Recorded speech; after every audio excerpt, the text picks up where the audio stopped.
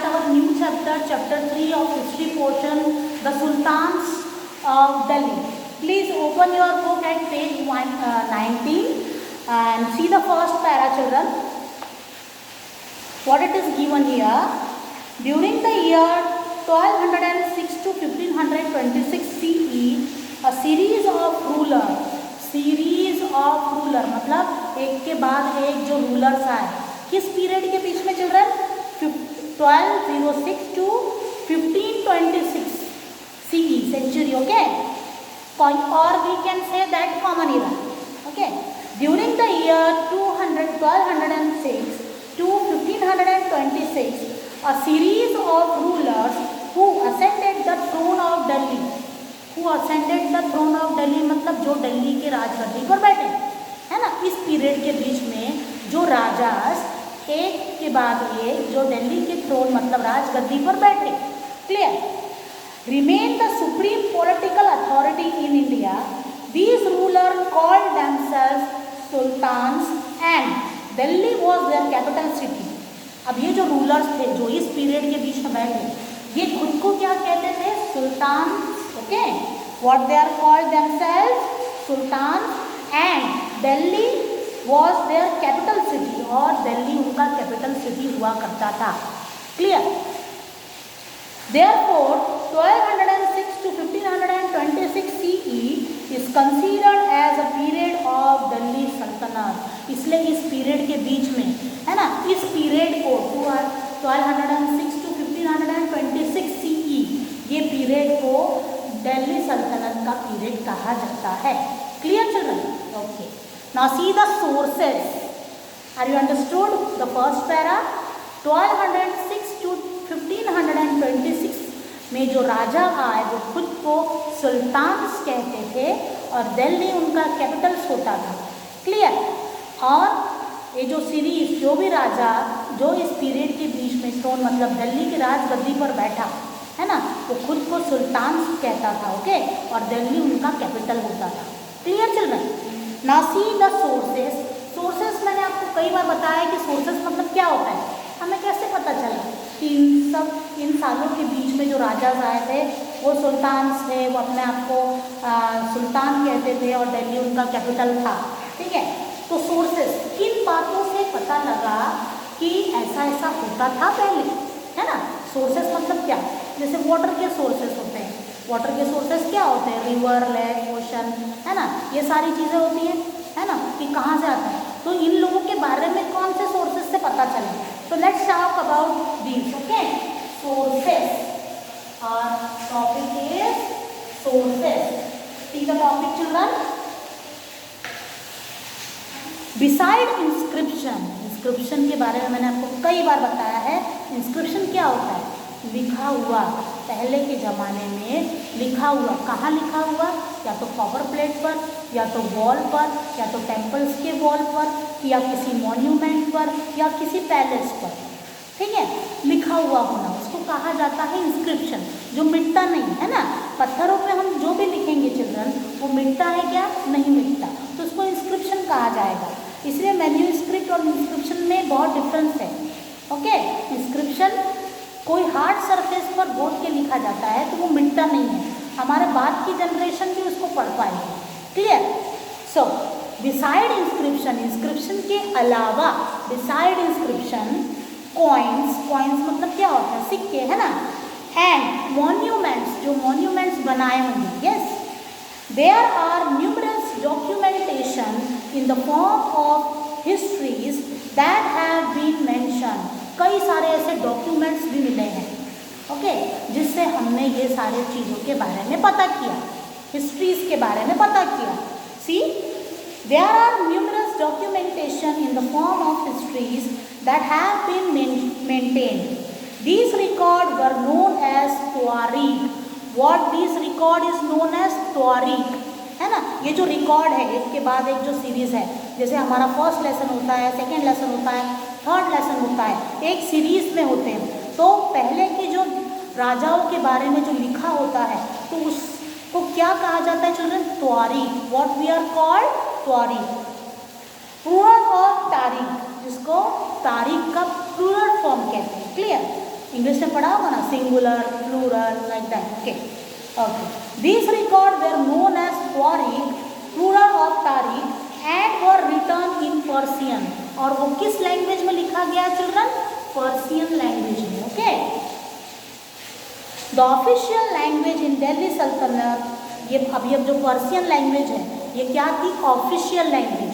मतलब वहाँ पर लोग यही लैंग्वेज में ऑफिस में लिखते हैं. अभी ऑफिशियल लैंग्वेज क्या है? इंग्लिश, हिंदी, लाइक दैट है ना, होता है ना, ये सारी चीज़ों में ही लिखते हैं ना. हम कोई ऑफिस में जाएंगे तो वो रिकॉर्ड मेंटेन करेगा, या तो इंग्लिश में रिकॉर्ड मेंटेन करेगा या तो हिंदी में रिकॉर्ड मेंटेन करेगा.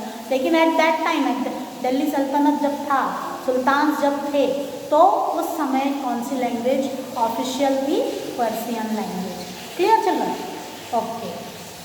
And were written in Persian, the official language in Delhi सल्तनत. तो दिल्ली सल्तनत की ऑफिशियल लैंग्वेज कौन सी थी? पर्सियन. त्वारीख were written by learned men that include poet, courtier, secretaries and administrator.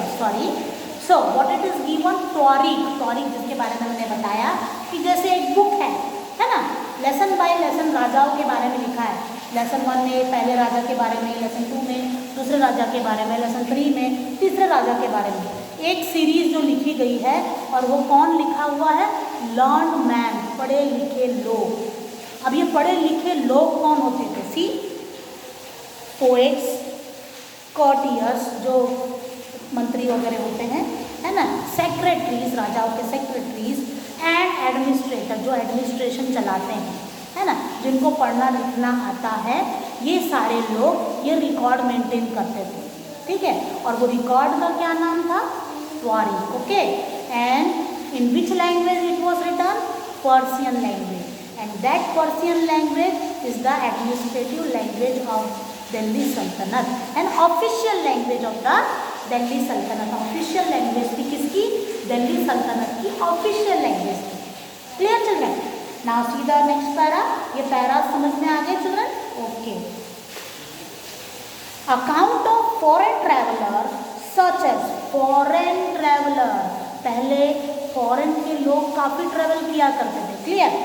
Account of foreign traveller such as Moroccan traveler Ibn Battuta are also an important source to construct the history of Delhi Sultanate. अब जो foreign traveller थे जिनका नाम था इब्न Battuta, okay, इन्होंने, इनके जो accounts थे, इन्होंने काफ़ी हेल्प की, है ना, क्या करने में? हिस्ट्री बताने में. दिल्ली सल्तनत की हिस्ट्री में क्या था, वो कैसे क्या किया करते थे, क्या क्या किया उन्होंने, वो कैसे राजगद्दी, कैसे अपना एडमिनिस्ट्रेशन चलाते थे, अपना एडमिनिस्ट्रेशन उन्होंने किसको सौंपा, है ना, लाइक दैट. ये सारी बातें इब्न बटूता जो मैराथन ट्रैवल थे उनके थ्रू पता चली. Clear? His work mentions Mohammad bin Tughlaq decision to shift the capital from Delhi to Daulatabad and the elaborate preparation made for the shifting. Again I repeat the sentence. His work mentioned, किसका work? Ibn Battuta. Okay.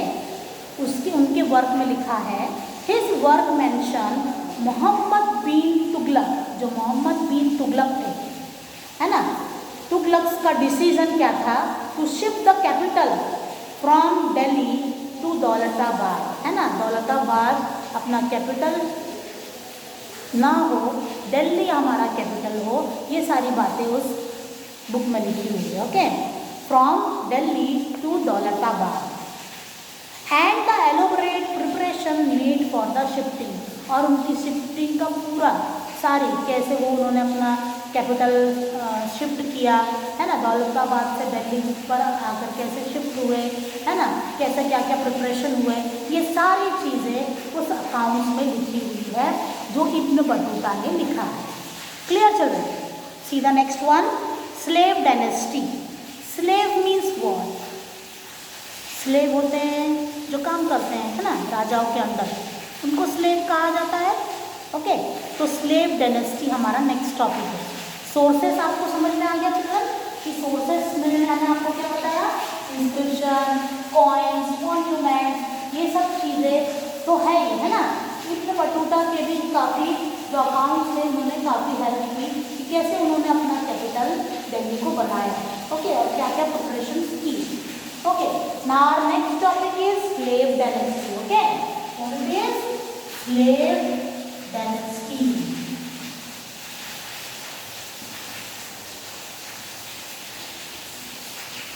Now, see the topic here, children. Muhammad Ghori passed away in 1206 CE. Okay, passed away 1206 CE.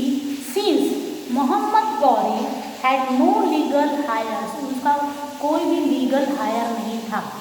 Legal higher मतलब जो हक होता है ना सन का, जैसे मेरी प्रॉपर्टी किसको जाएगी, मेरे सन को, है ना, ऐसा कोई लीगल हायर नहीं था। किनका? मोहम्मद गौरी का। ठीक है, सी Muhammad Ghori passed away 1206 since Muhammad Ghori had no legal heirs. His territories were divided among his Turkish slaves. उनकी जो टेरिटरीज थी, जितना भी था, है ना, वो डिवाइड किसके अंदर हो गया? टर्किश स्लेव्स, है ना, जो टर्किश स्लेव्स थे उनके, है ना, वो उनमें उन्होंने अपना पूरा डायनेस्टी, ओके, पूरी टेरिटरी डिस्ट्रीब्यूट कर दी, बांट दी। Clear? were divided his Turkish slaves. Qutbuddin Aibak was also a slave of Muhammad Ghori. अब जो कुतुबुद्दीन ऐबक थे वो भी एक स्लेव थे, किसके? मोहम्मद गौरी के। ठीक है, and was given territory of Delhi, और उन्होंने अपना जो टेरिटरी, जो पार्ट था दिल्ली का, वो किसको दिया? यस, उन्होंने कुतुबुद्दीन ऐबक को दिया। And was given territory of Delhi, he founded Mughal dynasty which was also known as slave dynasty. वहाँ उन्होंने ममुल्क डायनेस्टी बनाई, फाउंडेड बनाई Mamluk dynasty which was also known as slave dynasty, जो स्लेव डायनेस्टी कहलाई बाद में। Mamluk was an Arabic term used for slaves. Mamluk एक Arabic word है जो स्लेव्स के लिए यूज होता है। ममुल्क डायनेस्टी मतलब स्लेव डायनेस्टी, ओके, रहने वाला एरिया। वहाँ उन्होंने एक रहने वाला एरिया बनाया, जो एरिया कहलाने लगा ममुल्क डायनेस्टी, जिसका मीनिंग था स्लेव डायनेस्टी। वहाँ कौन रहेगा? सारे स्लेव्स रहेंगे। किनके स्लेव्स? मोहम्मद गौरी के स्लेव्स, ओके, जो काम करने वाले होते हैं अंडर में, है ना, जो राजाओं के अंदर काम करते हैं, स्लेव्स होते हैं, वे रहेंगे वहाँ मुगल डायनेस्टी में। Clear children? Now see the next one, Qutubuddin Aibak. Slave dynasty understood children कि मोहम्मद गौरी पास अवे हुए थे 1206 में, है ना, उन्होंने अपने टेरिटरी डिस्ट्रीब्यूट कर दी, और जो कुतुबुद्दीन ऐबक थे उनके अंदर दिल्ली आया, है ना, उन्होंने वहाँ पर ममुल्क डायनेस्टी बनाई जो एक स्लेव डायनेस्टी थी। क्लियर? सी नाउ कुतुबुद्दीन ऐबक। अच्छा, ये जो स्लेव डायनेस्टी थी किसने बनाई? मोहम्मद गौरी ने बनाई। ओके, अब हम कुतुबुद्दीन ऐबक के बारे में पढ़ेंगे। 1206 to 1210 CE. When Muhammad Ghori left his homeland, he placed Delhi and its adjacent territory in the hands of Qutubuddin Aibak. अब ये दिल्ली है, दिल्ली के आसपास की जो भी टेरिटरी है, एडजेसेंट, ओके, जो भी टेरिटरी वो किसके अंडर आई? कुतुबुद्दीन ऐबक के अंडर आई।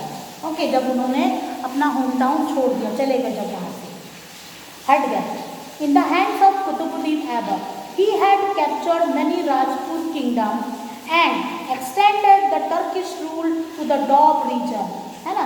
अब उन्होंने क्या कैप्चर किया? मैनी राजपूत किंगडम, कई सारे राजपूत किंगडम पर उन्होंने हमला किया और जीत हासिल की। किसने? कुतुबुद्दीन ऐबक ने। And extended the Turkish rule, और अपना टर्किश रूल यानी झंडा लगाना बोलते हैं ना, जीत का झंडा लगाना, yes, extended the Turkish rule to the Doab region. Doab region मतलब रिवर के जो आजू बाजू का जो एरिया होता है ना, एक्सटेंडेड, उन्होंने अपना पूरा एरिया रिवर के आजू बाजू तक फैला दिया था। ठीक है, इधर साइड भी और उधर साइड भी उन्होंने पूरा एरिया कब्जा कर लिया था। But before he could consolidate his empire, Qutubuddin Aibak died in an accident, है ना। इसके आगे कि वो और कुछ कर सकते और अपना किंगडम बढ़ा सकते, उनकी डेथ हो गई इन एन एक्सीडेंट, एक्सीडेंटली उनकी डेथ हो गई। किनकी? कुतुबुद्दीन ऐबक। उन्होंने कई सारे राजपूत किंगडम पर कब्जा किया, डॉब रीजन पर कब्जा किया। डॉब मतलब area between two reverse, okay, है ना, जो ये दो रिवर के बीच का एरिया होता है, वो भी उन्होंने काफ़ी अटैक करके हासिल कर लिया और आखिरकार एक्सीडेंटली उनकी डेथ हो गई। ना see the last 2-3 lines. Qutbuddin Aibak has been describe as able and generous ruler. बहुत ही एबल, काबिल और जनरस रूलर थे। Though the short span of 4 year, in 4 सालों में, ठीक है, 4 साल ही तो थे, 1206 to 1210, okay. Though the short span of 4 years was not enough to develop a well-defined administrative structure, तो इन 4 सालों में जो उन्होंने करके दिखाया है वो शायद ही कोई कर पाता है ना। कई सारे राजपूत को हराया था उन्होंने। Well-defined administrative structure, he thought of the welfare of his subject, जो उनके सब्जेक्ट्स थे, है ना, सब्जेक्ट मतलब चाहे वो उनकी जनता थी या उनके अंडर काम करने वाले थे, है ना, वो हमेशा उनकी भलाई सोचते थे। कौन? कुतुबुद्दीन ऐबक। वेलफेयर मतलब भलाई होता चाहिए, okay. For his generosity and benevolence Aibak was known as Lakh Bakhsh, the giver of lakhs. और उनकी ये महानता के कारण उनको नाम दिया गया लख बख्श। क्या नाम दिया गया चिल्ड्रन? लख बख्श, ओके। किनको नाम दिया गया? कुतुबुद्दीन ऐबक को। सो यहाँ हमारा ये टॉपिक खत्म होता है। नेक्स्ट टॉपिक हम इल्तुतमिश चालू करेंगे। यहाँ तक आप प्लीज़ रीड करो ये पैरा, जैसे मैंने बताया है। प्लीज़ ये वीडियो को दोबारा भी देख लेना, है ना, समझ में आ जाएगा children. History not so difficult, okay. Take care, have a good day, bye.